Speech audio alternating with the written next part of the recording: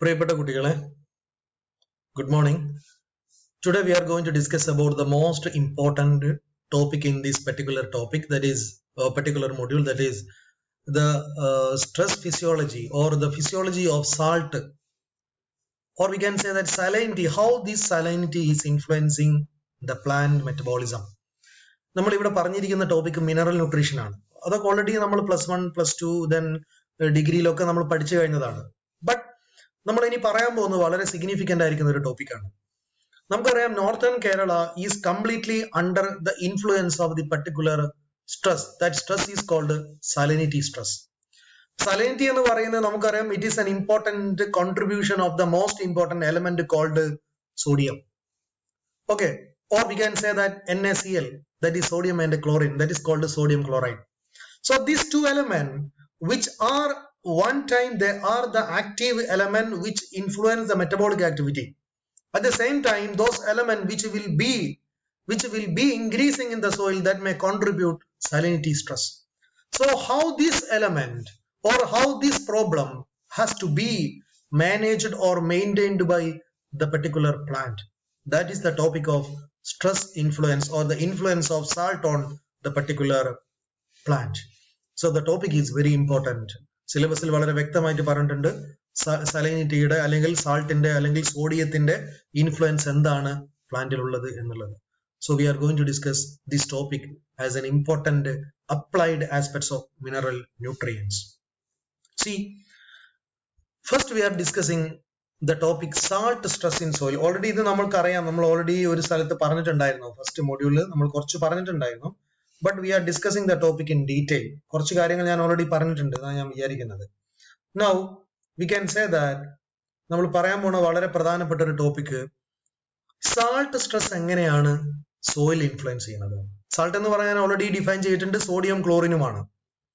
ഇപ്പൊ salt stress in soil which influence physiological drought to plants, then reduce osmotic potential of the plant. Physiological drought to the plant, automatically അത് physiologically drought ഉണ്ടാക്കുന്നു. Drought means dryness ഉണ്ടാക്കുന്നു. Then that may lead to the reduction of osmotic potential of the plant. അങ്ങനെ അതിന്റെ ഭാഗമായിട്ട് അത് osmotic potential reduce ചെയ്യപ്പെടുന്നു. Then excessive toxicity of sodium and chlorine ion to cell.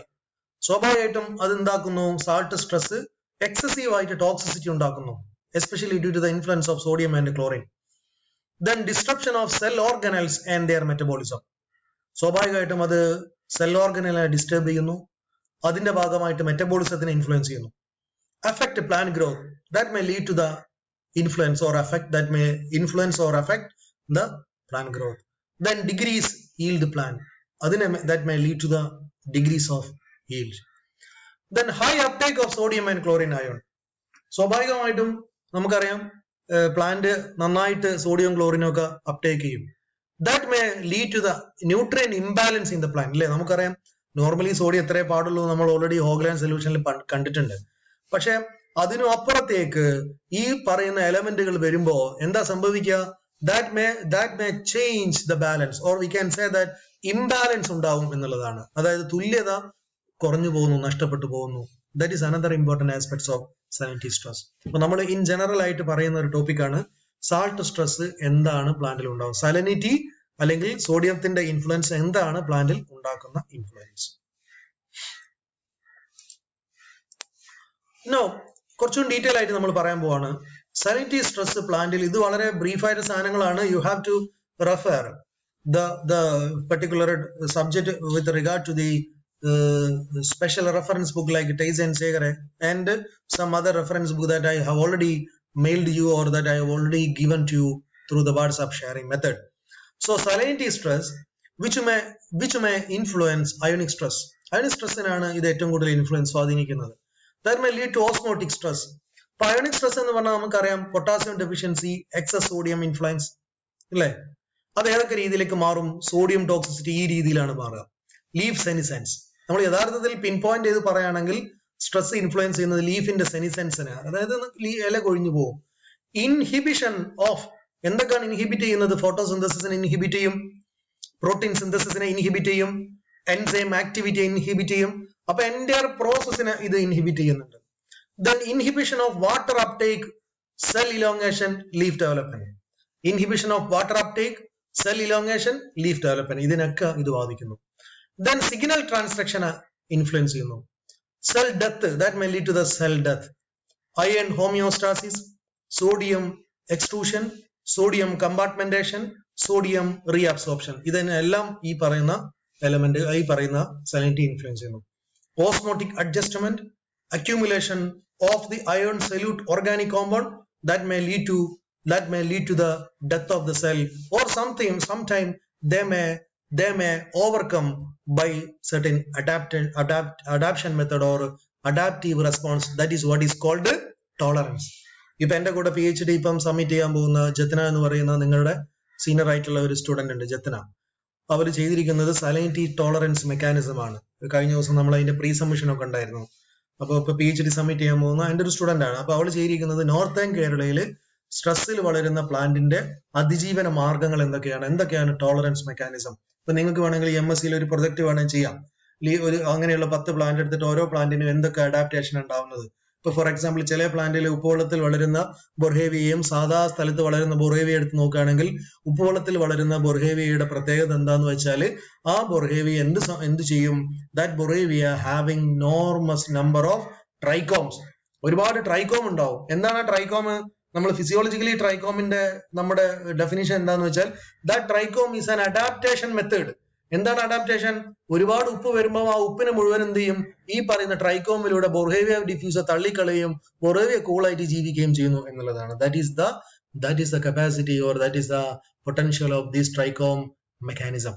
ഇപ്പൊ എങ്ങനെ കുറെ അഡാപ്റ്റേഷൻ മെക്കാനിസം പ്ലാന്റ് ഉണ്ടാക്കും. ഇതൊക്കെ ഉണ്ടെങ്കിൽ പോലും അതുകൊണ്ടാണല്ലോ ഉപ്പുവെള്ളത്തിൽ വളരുന്ന ചെടികൾ അവിടെ ജീവിക്കുന്നത്. അതർവൈസ് ദേ മേ ഡെത്ത്, അല്ലെ? Otherwise they may lead to vanish from the environment. But we can say that this plant are still growing in the same environment without enabling or without the death condition of this particular plant. So that is what is called adaptation. That is by tolerance mechanism. ഞാൻ ഇവിടെ പറഞ്ഞത് salinity stress അല്ലെങ്കിൽ ഈ പറയുന്ന stress, ഈ പറയുന്ന സോഡിയത്തിന്റെ stress എങ്ങനെയാണ് പ്ലാന്റിൽ ഇൻഫ്ലുവൻസ് ചെയ്യുന്നത്. The two important mechanisms are ionic stress and osmotic stress. Osmotic stress that may lead to dehydration. Ionic stress that may lead to leaf senescence. പിന്നെ ഇത് ടോട്ടൽ ആയിട്ട് രണ്ടുകൂടി ഇൻഫ്ലുവൻസ് ചെയ്യുന്നതാണ് സിഗ്നൽ ട്രാൻസ്ഡക്ഷൻ, സെൽ ഡെത്ത്. ഇത് ഞാൻ വളരെ ബ്രീഫായി നിങ്ങൾക്ക് മനസ്സിലാകാൻ വേണ്ടിയിട്ടാണ് ഇങ്ങനെ പറയുന്നത്. ഇതിനൊക്കെ ഡീറ്റെയിൽ സെന്റൻസ് ആക്കി മാറ്റണം. That is the duty of you. That is why your course name is MSc. MSc is nothing but it is mastering of science.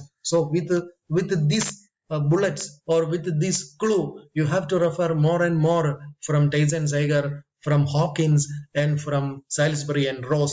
These are the 3 important books that we are suggesting for your reference. Moreover, we have to refer another important journal. The journal name is called Annual Review of Plant Biology. There you can see 3 important review paper. What is a review paper? The paper which contain all the references with regard to the research of the particular topic. For example, there are 3 important review papers that are coming under the journal called Annual Review of Plant Biology. Within that same journal, you can see 3 important review articles. Each review article having 50 pages. So one review article from 2012, then another from 2015, then the last from 2020.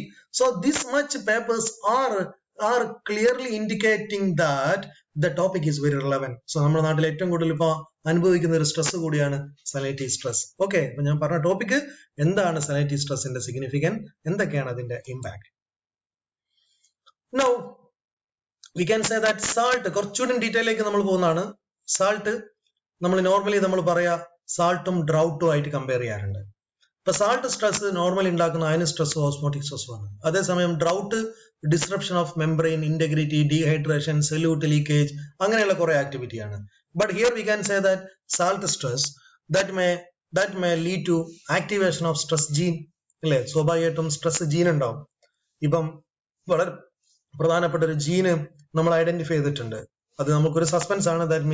that may inform you during the time of PhD open defense. Okay, സാധാരണ ഒരു particular gene ഉണ്ടാവും stress വരുമ്പോൾ ഉണ്ടാവുന്ന ഒരു amino acid ആണ് പ്രൊലൈൻ എന്ന് പറയുന്ന amino acid.